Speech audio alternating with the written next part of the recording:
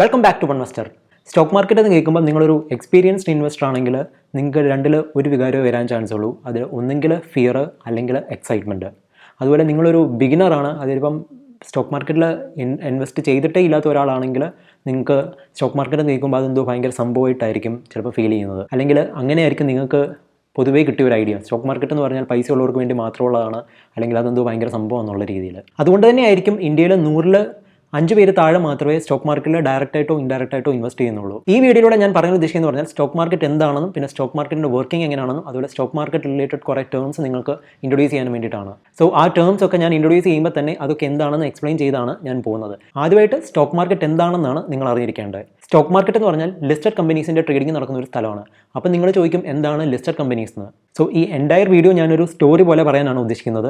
ആ സ്റ്റോറിയുടെ പേരാണ് പുണ്യാളൻ അഗർബത്തീസ്. ഞാൻ പുണ്യാളൻ അഗർബത്തീസ് തന്നെ സെലക്ട് ചെയ്യാൻ കാര്യം അതിലൊരു ബിസിനസ്സിൻ്റെ ഡിഫറെൻറ്റ് സ്റ്റേജസ് നല്ല രീതിയിൽ തന്നെ പ്രസൻറ്റ് ചെയ്തിട്ടുണ്ട്. സോ അതുകൊണ്ടാണ് ഞാൻ ഈ മൂവി സെലക്ട് ചെയ്യാൻ കാര്യം. സോ അതുകൊണ്ട് തന്നെ ഞാൻ അതിലെ 3 ക്യാരക്ടേഴ്സായ ജയസൂര്യയും നൈലൌഷയും അജു വർഗീസിനെയും യൂസ് ചെയ്തിട്ടാണ് ഈ സ്റ്റോറി എക്സ്പ്ലെയിൻ ചെയ്യുന്നത്. സോ ഇനി നമുക്ക് കഥയിലേക്ക് വരാം. സോ കഥ ഇങ്ങനെയാണ് സ്റ്റാർട്ട് ചെയ്യുന്നത്. ജയസൂര്യ എന്ന് പറയുന്ന ഒരാൾ സൈക്കിൾ അഗർബത്തീസിലാണ് 5 വർഷം വർക്ക് ചെയ്തിരുന്നത്. സോ അത്രയും നാളത്തെ അയാളുടെ എക്സ്പീരിയൻസ് വെച്ചിട്ട് അയാൾക്ക് ഒരു പുതിയൊരു ഐഡിയ കിട്ടി, ആനപ്പിണ്ടത്തിൽ നിന്ന് ഒരു അഗർബത്തി ഉണ്ടാക്കാനായിട്ടുള്ളത്. സോ അതിൻ്റെ ഹൈലൈറ്റ് എന്ന് പറഞ്ഞാൽ അതിന് നല്ല മണവുമാണ്, അതുപോലെ അത് കൊതുകിനെ ഓടിക്കുകയും ചെയ്യും. അങ്ങനെ അയാൾ ആ ബിസിനസ് സ്റ്റാർട്ട് ചെയ്യാൻ തീരുമാനിച്ചു. അതിനുവേണ്ടി ജോബ് ക്വിറ്റ് ചെയ്തു. എന്നിട്ട് നല്ലൊരു പേര് അന്വേഷിച്ചിരിക്കുമായിരുന്നു. അങ്ങനെ പുണ്യാളൻ അഗർബത്തീസ് എന്നൊരു പേര് അയാൾക്ക് കിട്ടി.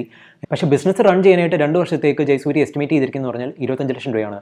അതായത് 25 ലക്ഷം രൂപയുടെ ക്യാപിറ്റൽ ഉണ്ടെങ്കിൽ മാത്രമേ ഈ ബിസിനസ് സ്റ്റാർട്ട് ചെയ്യാൻ ഒക്കത്തുള്ളൂ. അങ്ങനെ ജയസൂര്യ അജു വർഗീസിനെയും വിളിച്ചു, അതുപോലെ നൈലൌഷയുടെതും കാര്യം പറഞ്ഞു. അങ്ങനെ ഇവർ രണ്ടുപേരും കൂടെ ജയസൂര്യയുടെ പാർട്ട്നേഴ്സ് ആയിട്ട് വന്നിട്ട് ജയസൂര്യ ഒരു കമ്പനി സ്റ്റാർട്ട് ചെയ്യാൻ തീരുമാനിച്ചു. അങ്ങനെ അവർ 3 പേരും കൂടെ ചേർന്നിട്ട് ഒരു പ്രൈവറ്റ് ലിമിറ്റഡ് കമ്പനി സ്റ്റാർട്ട് ചെയ്തു. ആ കമ്പനിയുടെ പേരാണ് പുണ്യാളൻ അഗർബത്തീസ് പ്രൈവറ്റ് ലിമിറ്റഡ് എന്ന്. സോ ആ കമ്പനിയുടെ ഇനീഷ്യൽ ക്യാപിറ്റൽ എന്ന് പറയുന്നത് 10 ലക്ഷം രൂപയാണ്. അതായത് ഇവർ 3 പേരും കൂടെ റേസ് ചെയ്ത ക്യാപിറ്റലാണ് 10 ലക്ഷം രൂപ. ആ 10 ലക്ഷം രൂപ റേസ് ചെയ്തിരിക്കുന്നത് പറഞ്ഞാൽ 1000 രൂപ വിലയുള്ള 1000 ഷെയർസ് ഇഷ്യൂ ചെയ്തിട്ടാണ്. സോ ആ ഓരോ ഷെയറിൻ്റെയും ഫേസ് വാല്യൂ ആണ് 1000 രൂപ. അതുപോലെ ഇനീഷ്യലി ഈ കമ്പനിയുടെ ടോട്ടൽ നമ്പർ ഓഫ് ഷെയർസ് എന്ന് പറയുന്നത് 1000 ആണ്. ആ 1000ത്തിന് പറയുന്നതാണ് ഔട്ട്സ്റ്റാൻഡിംഗ് ഷെയർസ് എന്ന്. ഇനി ഇവർ റേസ് ചെയ്ത 10 ലക്ഷം രൂപയ്ക്കാണ് ഇക്വിറ്റി എന്ന് പറയുന്നത്, അല്ലെങ്കിൽ ഇക്വിറ്റി ഷെയർ ക്യാപിറ്റൽ. പക്ഷേ ഞാൻ പറഞ്ഞിരുന്നല്ലോ, ഇവർക്ക് കമ്പനി സ്റ്റാർട്ട് ചെയ്യണമെന്നുണ്ടെങ്കിൽ 10 ലക്ഷം രൂപ പോരാ, 25 ലക്ഷം രൂപ വേണം.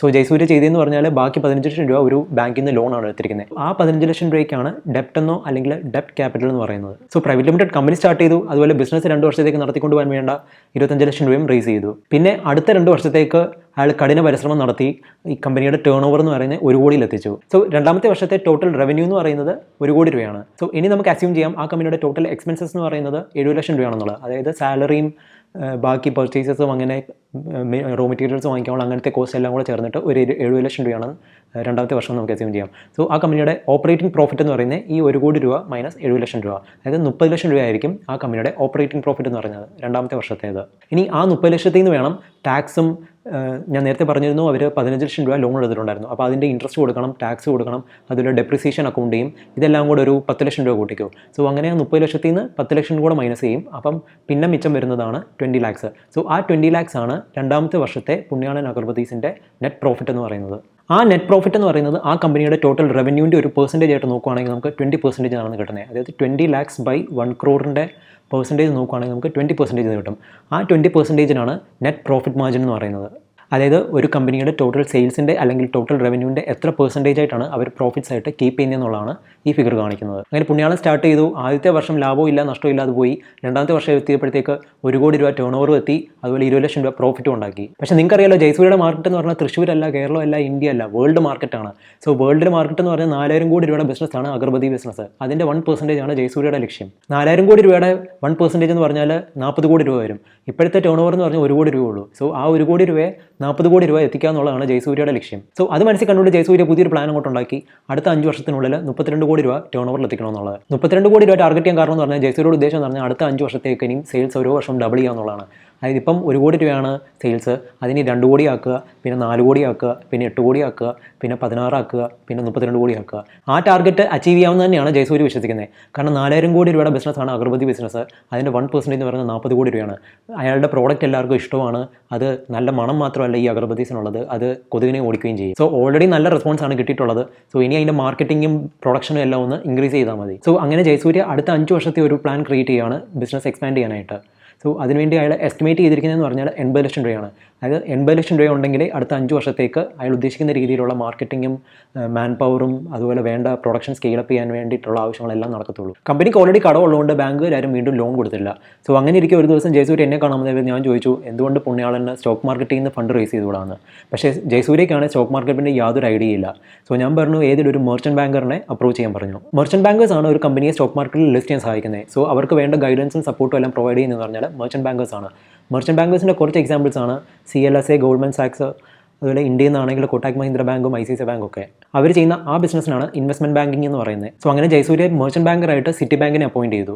സോ സിറ്റി ബാങ്കിൻ്റെ നിർദ്ദേശം അനുസരിച്ച് പല സ്റ്റെപ്സും കമ്പനിയിൽ ചെയ്തു. അതിൻ്റെ ഭാഗമായിട്ട് private limited company public limited company ആക്കി അങ്ങനെ കുറേ കാര്യങ്ങൾ ചെയ്തു.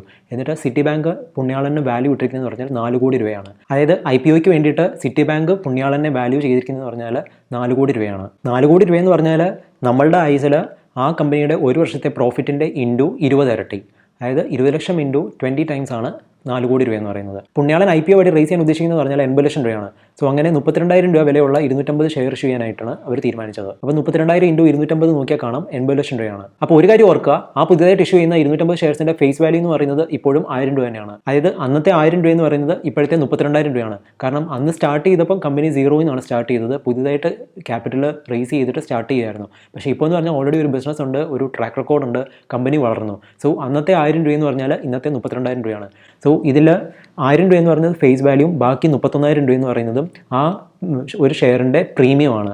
അപ്പം നിങ്ങൾക്ക് IPO ഒക്കെ ഇറങ്ങുമ്പം സ്ഥിരം കാണാൻ പറ്റും പ്രീമിയത്തിലാണ് അവർ ഇഷ്യൂ ചെയ്യുന്നതെന്ന് പറയുന്നത്. അപ്പം ശരിക്കും ഫേസ് വാല്യൂവിനേക്കാളും പ്രീമിയത്തിലാണ് ഇവർ നമുക്ക് സെല്ല് ചെയ്യുന്നത്. അപ്പം നമ്മൾ കൊടുക്കുന്ന ആ പ്രീമിയമാണ് ഈ IPO പ്രൈസ് എന്ന് പറയുന്നത്. അങ്ങനെ IPO ലോഞ്ച് ചെയ്തു. ആ IPOയുടെ ലോട്ട് സൈസ് എന്ന് പറയുന്നത് 1 ആണ്. അതായത് ഒരു ഇൻഡിവിജ്വലിന് ഒരു ഷെയർ മാത്രമേ ഈ കമ്പനിയുടെ വാങ്ങിക്കാനൊക്കത്തുള്ളൂ IPO ടൈമിൽ. അതായത് 32,000 രൂപ മാത്രമേ നമുക്ക് ഇൻവെസ്റ്റ് ചെയ്യാനൊക്കത്തുള്ളൂ മാക്സിമം. അങ്ങനെ 250 ഷെയർസാണ് പുണ്യാളൻ ഇഷ്യൂ ചെയ്യുന്നത്. ആ 250 ഷെയർസും 250 ആൾക്കാരിലോട്ടാണ് അത് ചെല്ലുന്നത്. അതായത് 250 ഷെയർ ഹോൾഡേഴ്സ് അഡീഷണൽ ആയിട്ട് ഈ കമ്പനിയിലോട്ട് വരുവാണ്. IPO കംപ്ലീറ്റ് ചെയ്യുമ്പോഴത്തേക്ക് അതിൻ്റെ ഷെയർ ഹോൾഡിങ്സ് ഇങ്ങനെ ആയിരിക്കും. അതായത് ജയസൂര്യയ്ക്ക് 300 ഷെയർസ് ഉണ്ട്, നൈലൗഷിക്ക് 300 ഷെയർസ് ഉണ്ട്, അജു വർഗീസിന് 400 ഷെയർസ് ഉണ്ട്, പബ്ലിക്കിൻ്റെ 250 ഷെയർസ് ഉണ്ട്. അതായത് ഇപ്പം കമ്പനിയുടെ ടോട്ടൽ ഷെയർസ് എന്ന് പറയുന്നത് 1250 ആണ്. നേരത്തെ നിങ്ങൾക്കറിയാം 1000 ആയിരുന്നു. ഇപ്പം ആ 1000 എന്നുള്ളത് IPO കഴിഞ്ഞപ്പോഴത്തേക്ക് 1250 ആയി. അതുകൊണ്ടാണ് 250 ഫ്രഷ് ഇഷ്യൂ എന്ന് പറഞ്ഞിരിക്കുന്നത്. അതുപോലെ നേരത്തെ പ്രൊമോട്ടർ ഹോൾഡിംഗ് എന്ന് പറയുന്നത് 100% ആയിരുന്നു. ഇപ്പം 80% ആവും. കാരണം നേരത്തെ 1000 ഷെയർസേ ഉള്ളായിരുന്നു കമ്പനിക്ക്. ആ 1000 എണ്ണം ജയസൂര്യയുടെയിലും നൈലൗഷിയുടെയിലും അജു വർഗീസിൻ്റെയിലായിരുന്നു. ഇവർ 3 പേരായിരുന്നു പ്രൊമോട്ടേഴ്സ്. സോ പ്രൊമോട്ടർ ഹോൾഡിംഗ് എന്ന് പറഞ്ഞാൽ 100% ആയിരുന്നു. അപ്പം ഈ IPO ഇറങ്ങി കഴിഞ്ഞപ്പോഴത്തേക്ക് 250 ഷെയർസ് പബ്ലിക്കിൻ്റെയിലാണ്. സോ ആ 1000/1250 നോക്കുമ്പോഴത്തേക്ക് 80% ആണ്. സോ 80% ആണ് പുതിയ പ്രൊമോട്ടർ ഹോൾഡിംഗ്. സോ IPO കഴിഞ്ഞപ്പോഴത്തേക്ക് പ്രൊമോട്ടർ ഹോൾഡിംഗ് അവിടെ 20% ഡൈലൂട്ടായി. അതായത് 100-ൽ നിന്ന് 80-ലോട്ട് പോയി. അതുപോലെ ഞാൻ നേരത്തെ പറഞ്ഞതുപോലെ IPOയ്ക്ക് മുമ്പ് കമ്പനിയുടെ ടോട്ടൽ നമ്പർ ഓഫ് ഷെയർസ് എന്ന് പറയുന്നത് അല്ലെങ്കിൽ ഔട്ട്സ്റ്റാൻഡിംഗ് നമ്പർ ഓഫ് ഷെയർസ് എന്ന് പറയുന്നത് 1000 ആയിരുന്നു. അതിപ്പം IPO കഴിഞ്ഞപ്പോഴത്തേക്ക് അത് 1250 ആയി. അതുപോലെ total number of share holders എന്ന് പറയുന്നത് നേരത്തെ 3 പേരെ ഉള്ളായിരുന്നു. ഇപ്പോൾ അത് 253 ആയി. അങ്ങനെ IPO വഴി 250 ഷെയർ ഹോൾഡേഴ്സിന് ഷെയർസ് ഇഷ്യൂ ചെയ്ത് കഴിയുമ്പോഴത്തേക്ക് അടുത്ത പ്രോസസ്സ് എന്ന് പറഞ്ഞാൽ ഈ ഷെയർസിനെ കൊണ്ട് സ്റ്റോക്ക് എക്സ്ചേഞ്ചിൽ ലിസ്റ്റ് ചെയ്യുക എന്നുള്ളതാണ്. IPOയുടെ പർപ്പസ് എന്ന് പറഞ്ഞാൽ ആക്ച്വലി 2 ആണ്. ഒന്നെന്ന് പറഞ്ഞാൽ ക്യാപിറ്റൽ റേസ് ചെയ്യാനും പിന്നെ ആ കമ്പനിയെ സ്റ്റോക്ക് എക്സ്ചേഞ്ചിൽ കൊണ്ട് ലിസ്റ്റ് ചെയ്യാനുമാണ്. സ്റ്റോക്ക് എക്സ്ചേഞ്ചിൽ ലിസ്റ്റ് ചെയ്യുന്നത് എന്തിനാണെന്ന് ചോദിച്ചാൽ ഈ കേസിൽ തന്നെ പുതിയ 250 ഷെയർ ഹോൾഡേഴ്സാണ് വന്നിരിക്കുന്നത്. സോ ഈ 250 ഷെയർ ഹോൾഡേഴ്സിന് അവരുടെ ഷെയർസ് അങ്ങോട്ടും ഇങ്ങോട്ടും ട്രാൻസ്ഫർ ചെയ്യണം. അല്ലെങ്കിൽ നിങ്ങളിപ്പോൾ പുതിയതായിട്ട് ഒരാളാണ്, 250 പേരിൽ വരത്തില്ല. നിങ്ങൾക്ക് ഈ ഷെയർസ് വാങ്ങിക്കണമെങ്കിൽ ഒരു കോമൺ ആയിട്ട് ഒരു പ്ലാറ്റ്ഫോം വേണമല്ലോ. സോ ആ പ്ലാറ്റ്ഫോമാണ് സ്റ്റോക്ക് എക്സ്ചേഞ്ച് പ്രൊവൈഡ് ചെയ്യുന്നത്. ഇപ്പോൾ സ്റ്റോക്ക് എക്സ്ചേഞ്ചിൽ ലിസ്റ്റ് ചെയ്തിട്ടില്ലെങ്കിലും ആർക്ക് വേണമെങ്കിലും ഒരു പബ്ലിക് കമ്പനിയുടെ ഷെയർസ് വാങ്ങിക്കാൻ പറ്റും, അവർ നമുക്ക് വിൽക്കുവാണെങ്കിൽ. പക്ഷേ സ്റ്റോക്ക് എക്സ്ചേഞ്ചിൽ ലിസ്റ്റ് ചെയ്യാൻ കാര്യം എന്ന് പറഞ്ഞാൽ ഈ ട്രേഡിങ് അല്ലെങ്കിൽ ഈ ബൈയിങ് സെല്ലിങ്ങും ഈസി ആക്കാൻ വേണ്ടിയിട്ടാണ്. ഇപ്പം നിങ്ങൾക്ക് ലെറ്റ്സ് ഇപ്പം പുണ്യാളം തന്നെയാണെങ്കിൽ സ്റ്റോക്ക് എക്സ്ചേഞ്ചിൽ ലിസ്റ്റ് ചെയ്തില്ല, പക്ഷേ പ്രൈവറ്റ് ലിമിറ്റഡ് കമ്പനിയിൽ നിന്ന് പബ്ലിക് ലിമിറ്റഡ് കമ്പനി ആക്കി. അപ്പം ബയേഴ്സിനെ നമ്മൾ പോയി അന്വേഷിച്ച് കണ്ടുപിടിക്കണം. പക്ഷേ സ്റ്റോക്ക് എക്സ്ചേഞ്ച് കൊണ്ട് ലിസ്റ്റ് ചെയ്യുകയാണ്, ഒരു IPO പ്രോസസ്സ് വഴി ചെയ്യുവാണെങ്കിൽ ഈ കമ്പനിയെ പറ്റി എല്ലാവരും അറിയുകയും ചെയ്യും. സോ ആൾക്കാർക്ക് ബൈയിങ്ങും സെല്ലിങ്ങും ഈസി ആയിട്ട് നടത്താൻ പറ്റും. ഇന്ത്യയിൽ പ്രധാനമായിട്ട് 2 സ്റ്റോക്ക് എക്സ്ചേഞ്ചുകളാണ് ഉള്ളത്. ഒന്നെന്ന് പറഞ്ഞാൽ NSE, രണ്ടെന്ന് പറഞ്ഞാൽ BSE. NSE എന്ന് പറഞ്ഞാൽ നാഷണൽ സ്റ്റോക്ക് എക്സ്ചേഞ്ച്, BSE എന്ന് പറഞ്ഞാൽ ബോംബെ സ്റ്റോക്ക് എക്സ്ചേഞ്ച്. ഈ 2 സ്റ്റോക്ക് എക്സ്ചേഞ്ചുകളും ബോംബെ തന്നെയാണ് സിറ്റുവേറ്റ് ചെയ്തിരിക്കുന്നത്. സോ IPO ഇറങ്ങുമ്പോഴത്തേക്ക് ആ കമ്പനിയാണ് തീരുമാനിക്കുന്നത് ഏതൊക്കെ എക്സ്ചേഞ്ച് കൊണ്ട് ലിസ്റ്റ് ചെയ്യണമെന്നുള്ളത്. സോ ഈ കേസ് നമുക്ക് അസ്യൂം ചെയ്യാം അത് NSEയിലും BSEയിലും കൊണ്ട് ലിസ്റ്റ് ചെയ്തിട്ടുണ്ടെന്ന്. ഈ ലിസ്റ്റ് ചെയ്ത 250 ഷെയർസിൻ്റെ ട്രേഡിങ് ഫെസിലിറ്റേറ്റ് ചെയ്യുന്ന ഒരു ഇൻസ്റ്റിറ്റ്യൂഷനാണ് സ്റ്റോക്ക് ബ്രോക്കർ എന്ന് പറയുന്നത്. നിങ്ങൾ ഓൾറെഡി കേട്ടിട്ടുണ്ടായിരിക്കും Geojit, Kotak securities, ICICI direct, HDFC securities, അതുപോലെ സെറോദ ഒക്കെ. സോ ഇവരെല്ലാം സ്റ്റോക്ക് ബ്രോക്കേഴ്സാണ്. ഒരു കമ്പനി സ്റ്റോക്ക് എക്സ്ചേഞ്ച് കൊണ്ട് ലിസ്റ്റ് ചെയ്തിട്ടുണ്ടെന്ന് വെച്ചാൽ നമുക്ക് ഡയറക്റ്റ് പോയി വാങ്ങിക്കാൻ ഒക്കത്തില്ല. സോ അതിനാണ് സ്റ്റോക്ക് ബ്രോക്കേഴ്സ് ഉള്ളത്. അവർക്കാണ് അതിൻ്റെ അതോറിറ്റി സോ നമുക്ക് ബൈങ്ങും സെല്ലിങ്ങും നടത്തണമെന്നുണ്ടെങ്കിൽ അതൊരു സ്റ്റോക്ക് ബ്രോക്കർ വഴി മാത്രമേ സാധിക്കത്തുള്ളൂ. സോ പുതിയതായിട്ട് വന്ന ഷെയർ ഹോൾഡേഴ്സിൽ ആർക്ക് വേണമെങ്കിലും അവരുടെ ഷെയർസ് ഈ 2 എക്സ്ചേഞ്ചുകളിലും കൊണ്ടുപോയി അവരുടെ ഷെയർസ് വിൽക്കാൻ പറ്റും ഒരു സ്റ്റോക്ക് ബ്രോക്കർ വഴി. ഇനി അടുത്ത പ്രോസസ്സ് എന്ന് പറഞ്ഞാൽ ലിസ്റ്റിംഗ് പ്രോസസ്സാണ്. സോ ഞാൻ നേരത്തെ പറഞ്ഞു ഈ IPOയുടെ പ്രൈസ് എന്ന് പറഞ്ഞാൽ 32,000 രൂപയായിരുന്നു. അതായത് 32,000 രൂപയ്ക്കാണ് ഈ 250 ഷെയർ ഹോൾഡേഴ്സും ഈ പുണ്യാളൻ്റെ ഷെയർസ് വാങ്ങിച്ചിരിക്കുന്നത്. ഇനി സ്റ്റോക്ക് എക്സ്ചേഞ്ച് ലിസ്റ്റ് ചെയ്യുമ്പോൾ എന്താ സംഭവിക്കുന്നതെന്ന് ചോദിച്ചാൽ ഈ 32,000 രൂപയുടെ വില മേളിലോട്ടോ താഴോട്ടോ പോകാം. അതെങ്ങനെയാണെന്നാണ് ഇനി ഞാൻ പറയാൻ പോകുന്നത്. സപ്പോസ് പുണ്യാളൻ സ്റ്റോക്ക് എക്സ്ചേഞ്ചിൽ ലിസ്റ്റ് ചെയ്തപ്പോഴത്തേക്ക് ആ 250 ഷെയർ ഹോൾഡേഴ്സിൽ ഒരാൾ ഒഴിച്ച് ബാക്കി ആർക്കും ആ ഷെയർ വിൽക്കാൻ താല്പര്യമില്ലെന്ന് വെച്ചു. സോ ആ 250 ഷെയർ ഹോൾഡേഴ്സിൽ ഒരാൾ ഞാനുമാണ്. സോ എനിക്ക് ജയസൂര്യയുടെ ഡ്രീം അറിയാം. കാരണം എനിക്കറിയാം ജയസൂര്യയുടെ മാർക്കറ്റ് എന്ന് പറഞ്ഞാൽ തൃശ്ശൂരല്ല, കേരളമല്ല, ഇന്ത്യ അല്ല, ഗ്ലോബലാണെന്നുള്ളത്. അതുപോലെ ഈ കമ്പനിയുടെ ടാർഗറ്റ് മാർക്കറ്റ് എന്ന് പറയുന്നത് 40 കോടി രൂപയാണ് ജയസൂര്യ ടാർഗറ്റ് ചെയ്യുന്നുള്ളതും എനിക്കറിയാം. സോ എനിക്ക് ഈ ഷെയർസിൻ്റെ മാക്സിമം കിട്ടാവുന്നത് വാങ്ങിക്കാനാണ് ആഗ്രഹം. സോ ലിസ്റ്റ് ചെയ്ത് കഴിഞ്ഞാൽ എന്താ സംഭവിക്കുന്നതെന്ന് ചോദിച്ചാൽ എനിക്ക് പർച്ചേസ് ചെയ്യാൻ ആഗ്രഹമുണ്ട്, അതിൽ ആ 250 പേരിൽ വേറൊരാൾക്ക് സെല് ചെയ്യാനും ആഗ്രഹമുണ്ട്. സോ ഞാൻ പോയി ഒരു ബൈ ഓർഡർ കൊടുക്കും. ഒരു 32,000 രൂപയായിരുന്നു IPO പ്രൈസ്, ഞാനൊരു 35,000 ബൈ കൊടുക്കും. അതായത് 32,000 രൂപയ്ക്ക് വാങ്ങിക്കാൻ ഞാൻ റെഡിയാണെന്നുള്ള രീതിയിലൊരു ബൈ ഓർഡർ കൊടുക്കും. അപ്പം സെല് ചെയ്യുന്ന ആൾ അവിടെ ഒരു 45,000 രൂപയായിരിക്കും സെല് ചെയ്യാനായിട്ട് പ്രൈസ് ഇട്ട് വെച്ചിരിക്കുന്നത്. അപ്പം ആ ട്രേഡ് അവിടെ നടക്കത്തില്ല. അവിടെ 35,000 രൂപ എന്ന് പറയുന്നതാണ് ബിഡ് പ്രൈസ്, അതായത് ഞാൻ സ്പെൻഡ് ചെയ്യാൻ റെഡി ആയിട്ടുള്ള പ്രൈസ്. അതുപോലെ 40,000 രൂപ എന്ന് പറയുന്നതാണ് ഓഫർ അല്ലെങ്കിൽ ആസ്ക്, അതായത് സെല്ലർ ആസ്ക് ചെയ്യുന്ന പ്രൈസാണ് 40,000 രൂപ. പിന്നെ സംഭവിക്കാമെന്ന് ചോദിച്ചാൽ ഞാനൊരു 36,000 രൂപ ഇട്ട് നോക്കും, അയാൾ തരുന്നുണ്ടോ ഇല്ലയോ, പിന്നെ 37 ആയിരിക്കാം. അപ്പോൾ ഒരു 40,000 രൂപ ഇടുമ്പോഴായിരിക്കും ചിലപ്പോൾ അയാൾ 45,000 രൂപയെന്ന് താഴ്ത്തി 40,000-ത്തിന് സെല് ചെയ്യാൻ റെഡിയാണെന്ന് കാണിക്കുന്നത്. സോ അവിടെയാണ് ആ ട്രേഡ് ലോക്കായിട്ട് അവിടെ എക്സിക്യൂട്ട് ആകുന്നത്. സോ 40,000 രൂപയ്ക്കാണ് ഞാൻ രണ്ടാമത്തെ ഷെയർ പർച്ചേസ് ചെയ്തിരിക്കുന്നത്. സോ ആ 40,000 രൂപയാണ് ആ കമ്പനിയുടെ ലാസ്റ്റ് ട്രേഡഡ് പ്രൈസ് അല്ലെങ്കിൽ current market price. So IPO list ചെയ്ത് കഴിഞ്ഞിട്ടുള്ള ഫസ്റ്റ് ട്രേഡ് ഇതായിരുന്നു. സോ 32,000 രൂപയായിരുന്നു IPO പ്രൈസ്. ഈ ട്രേഡ് നടന്നിരിക്കുന്നതെന്ന് പറഞ്ഞാൽ 40,000-ത്തിനാണ്. അതായത് 25% പ്രീമിയത്തിലാണ് ഈ IPO സ്റ്റോക്ക് എക്സ്ചേഞ്ചിൽ ലിസ്റ്റ് ചെയ്തിരിക്കുന്നതെന്നാണ് അപ്പം പറയുന്നത്. നിങ്ങൾക്ക് നോക്കിയാൽ കാണാം 32,000 പ്ലസ് 25% ആണ് 40,000 രൂപ. സോ സ്റ്റോക്ക് എക്സ്ചേഞ്ചിൽ ലിസ്റ്റ് ചെയ്ത് കഴിഞ്ഞിട്ട് ആദ്യം നടക്കുന്ന ട്രേഡിൻ്റെ വാല്യൂ എന്ന് പറഞ്ഞാൽ ഈ പറയുന്ന 40,000 രൂപയാണ്. സോ ഒരു ഷെയറിൻ്റെ വാല്യൂ എന്ന് പറയുന്നത് അപ്പം 40,000 രൂപ വരും. അപ്പം ഈ കമ്പനിയുടെ ലിസ്റ്റ് ചെയ്ത് കഴിഞ്ഞിട്ടുള്ള മാർക്കറ്റ് വാല്യൂ എന്ന് പറഞ്ഞാൽ 40,000 ഇൻറ്റു 1250 ഷെയർസ്, അപ്പം 5 കോടി രൂപ വരും. പക്ഷേ നിങ്ങൾക്കറിയാം IPO ടൈമിൽ സിറ്റി ബാങ്ക് ഈ കമ്പനി കിട്ടുന്ന വാല്യൂ എന്ന് പറയുന്നത് 4 കോടി രൂപയാണ്. അതായത് ഒരു ഷെയറിന് 32,000 ഇൻറ്റു 1250 ഷെയർസ്, അതായത് 4 കോടി രൂപ. ഇപ്പോൾ പക്ഷേ ആ 32,000 എന്നുള്ളതാണ് 40,000 രൂപയിൽ എത്തിയിരിക്കുന്നത്. അപ്പം ടോട്ടൽ മാർക്കറ്റ് വാല്യൂ എന്ന് പറയുന്നത് ആ 40,000 ഇൻറ്റു 1250 ആവും, അതായത് 5 കോടി രൂപ. ആ 5 കോടി രൂപയ്ക്കാണ് നമ്മൾ മാർക്കറ്റ് ക്യാപിറ്റലൈസേഷൻ അല്ലെങ്കിൽ മാർക്കറ്റ് ക്യാപ്പ് എന്ന് പറയുന്നത്. ആ ഒരു ട്രേഡ് നടന്നു കഴിഞ്ഞിട്ട് അടുത്ത ദിവസങ്ങളിലോ ചിലപ്പോൾ അതേ ദിവസങ്ങളിൽ തന്നെ ഈ പുണ്യാളൻ്റെ ബാക്കി ഷെയർ ഹോൾഡേഴ്സും ചിലപ്പം ബൈങ്ങും സെല്ലിങ്ങും നടത്തിയിട്ടുണ്ടായിരിക്കാം. സോ ഈ 40,000 രൂപ എന്നുള്ളത് ആ ഡിമാൻഡ് ആൻഡ് സപ്ലൈ അനുസരിച്ചിട്ട് കൂടുകയോ കുറയോ ചെയ്തുകൊണ്ടിരിക്കും. ഇപ്പം എല്ലാവർക്കും ആ 250 പേരിൽ കൂടുതൽ ആൾക്കാർക്കും കൂടുതൽ ഷെയർസ് വാങ്ങിക്കാനാണ് താല്പര്യമെങ്കിൽ അതിൻ്റെ പ്രൈസ് പിന്നെ 40,000 എന്നുള്ളത് പിന്നെയും മേലോട്ട് പോകും. അതിപ്പം മെജോറിറ്റി ഓഫ് ആൾക്കാർക്കും അവരുടെ ഷെയർസ് വിറ്റ് കളയാനാണ് താല്പര്യം എന്നുണ്ടെങ്കിൽ അതിൻ്റെ പ്രൈസ് താഴോട്ടുമായിരിക്കും പോകുന്നത്. എല്ലാ IPO ലിസ്റ്റ് ചെയ്യുമ്പോഴും ഈ ഒരു പ്രോസസ്സാണ് നടക്കുന്നത്. അപ്പം നമ്മൾ പക്ഷേ ഇത് പെട്ടെന്ന് ഈ ഒരു പ്രോസസ്സ് കാണാൻ പറ്റത്തില്ല, കാരണം ഇതെല്ലാം നടക്കുന്ന ഒരു സെക്കൻഡിലായിരിക്കും. ഈ ഒരു കേസിൽ 1250 ഷെയർസ് ടോട്ടലി വരുന്നുള്ളൂ. അതിൽ ലിസ്റ്റ് ചെയ്തിരിക്കുന്ന 250 ഷെയർസേ ഉള്ളൂ. അതിൽ ആർക്കും വിൽക്കാനും വാങ്ങിക്കാനും താല്പര്യമില്ലെങ്കിൽ ഈ പ്രൈസ് അനങ്ങത്തില്ല. പക്ഷേ വലിയൊരു കമ്പനി ലിസ്റ്റ് ചെയ്യുമ്പോഴത്തേക്ക് 100% ലിസ്റ്റിംഗ് ഗെയിൻസ് വരുന്നതോ അല്ലെ 20% താഴോട്ട് പോകുന്നതല്ല, ഒരു സെക്കൻഡിൽ തന്നെ ആയിരിക്കും ഈ മില്യൺസ് ഓഫ് ഷെയർ ഹോൾഡേഴ്സ് ആയിരിക്കും ബൈങ് സെല്ലിങ്ങിനുള്ള ഓർഡർ ആദ്യം പ്ലേസ് ചെയ്യുന്നത്. സോ അതുകൊണ്ട് തന്നെയാണ് ഈ ഒരു പ്രോസസ്സ് നമുക്ക് ഫീൽ ചെയ്യാത്തത്. ഇനി നമുക്ക് ഇത് അസ്യൂം ചെയ്യാം, അതായത് പുണ്യാളനെ സ്റ്റോക്ക് എക്സ്ചേഞ്ച് കൊണ്ടുപോയി ലിസ്റ്റ് ചെയ്തു, അതിൻ്റെ 3ാമത്തെ വർഷമായി, അപ്പോഴത്തേക്ക് ടേൺ ഓവർ 2 കോടിയിലെത്തി. 4ാമത്തെ വർഷം എത്തി, അപ്പോഴത്തേക്ക് ടേൺ ഓവർ 4 കോടിയിലെത്തി. അതായത് പിന്നെ 5ാമത്തെ വർഷം എത്തി, അപ്പോഴത്തേക്ക് ടേൺ ഓവർ 6 കോടിയിലെത്തി. പക്ഷേ ജയസൂര്യ ഉദ്ദേശിച്ചിരിക്കുന്നതെന്ന് പറഞ്ഞാൽ 8 കോടി എത്തിക്കണമെന്നായിരുന്നു. പക്ഷേ 6 കോടി രൂപയെ 5ാം വർഷം വന്നിട്ടുള്ളൂ. പിന്നെ അത് കഴിഞ്ഞ് 6ാം വർഷം എത്തിയപ്പോഴത്തേക്ക് 18 കോടി രൂപ എത്തി. അത് കഴിഞ്ഞ് 7ാം വർഷം എത്തിയപ്പോഴത്തേക്ക് 40 കോടി രൂപ എത്തി. ജയസൂര്യയുടെ ടാർഗറ്റ് എന്ന് പറഞ്ഞാൽ 32 ഉള്ളായിരുന്നു. പക്ഷേ അത് 7ാം വർഷം എത്തിയപ്പോഴത്തേക്ക് അത് 40 കോടി രൂപ എത്തിച്ചു. അതായത് ലാസ്റ്റ് 5 ഇയേഴ്സിലെ CAGR എന്ന് പറഞ്ഞാൽ 100% ആണ് ജയസൂര്യ ഉദ്ദേശിച്ചത്. പക്ഷേ 110% അടുപ്പിച്ചാണ് എത്തിയിരിക്കുന്നത്. അതായത് 7 വർഷം കൊണ്ട് ജയസൂര്യ പുണ്യാളൻ്റെ ടേൺ ഓവർ എന്ന് പറഞ്ഞാൽ 0-ൽ നിന്ന് 40 കോടിയിലാണ് എത്തിച്ചിരിക്കുന്നത്. ടേൺ ഓവർ 40 കോടിയിൽ എത്തിയപ്പോഴത്തേക്ക് അതിൻ്റെ നെറ്റ് പ്രോഫിറ്റ് എന്ന് പറയുന്നത് 8 കോടി രൂപ എത്തി. അതായത് ഞാൻ നേരത്തെ പറഞ്ഞിരുന്നു പുണ്യാളൻ്റെ നെറ്റ് പ്രോഫിറ്റ് മാർജിൻ എന്ന് പറഞ്ഞാൽ 20% ആയിരുന്നു. സോ ലെറ്റ്സ് സേ നമുക്ക് അസ്യൂം ചെയ്യാം അവർ എല്ലാ വർഷവും ഈ 20% തന്നെയാണ് അവർ കീപ്പ് ചെയ്യുന്നത്. സോ 40 കോടി ടേൺ ഓവർ എത്തിയപ്പോഴത്തേക്ക് അവരുടെ പ്രോഫിറ്റ് മാർജിൻ എന്ന് പറഞ്ഞാൽ 8 crores എത്തി.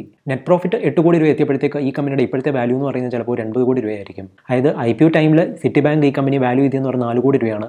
പക്ഷേ ഇപ്പം 8 കോടി രൂപ ഈ കമ്പനി പ്രോഫിറ്റ് തന്നെ ഉണ്ടാക്കുന്നുണ്ട്. സോ ആ ഇപ്പോഴത്തെ മാർക്കറ്റ് വാല്യൂ എന്ന് പറഞ്ഞാൽ ചിലപ്പോൾ ഒരു 80 കോടി രൂപയായിരിക്കും, അതായത് 20 ഇരട്ടി. കമ്പനിയുടെ മാർക്കറ്റ് വാല്യൂ കയറുമ്പോഴത്തേക്ക് സ്റ്റോക്ക് പ്രൈസും കയറും.